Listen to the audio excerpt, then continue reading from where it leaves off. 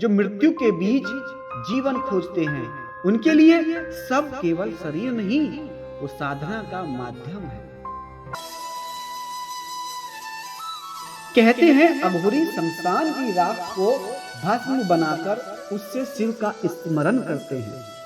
वे मानते हैं कि शिव शमशान में ही वास करते हैं, इसलिए जब सब डरते हैं वे उसी भय में प्रवेश करते हैं, क्योंकि भय के पार ही मुक्ति है। रात के अंधेरे में जब पूरा घाट शांत होता है तो केवल एक स्वर सुनाई देता है, ओम नमः शिवाय।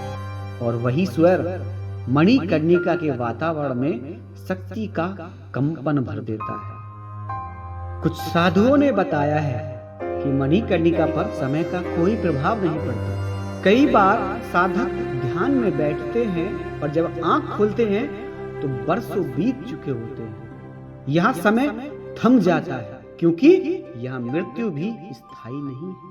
माना जाता है कि मणिकर्णिका पर साधना करने वाला केवल मृत्यु से नहीं, काल से भी परे चला जाता है।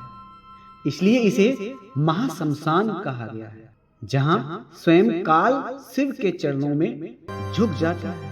कहा जाता है कुछ दुर्लभ क्षणों में जब कोई सच्चा साधक मृत्यु के द्वार पर होता है तो स्वयं भगवान शिव अदृश्य रूप में प्रकट होते हैं। उनका स्वर हवा में गूंजता है। कई वृद्ध साधुओं ने बताया कि उन्होंने चिता के पास एक तेज प्रकाश देखा था, जो धीरे धीरे मानवीय आकृति में बदल गया और फिर राख में विलीन हो गया। लोग कहते हैं वो स्वयं महाकाल थे, जो उस आत्मा को मुक्त करने आए थे।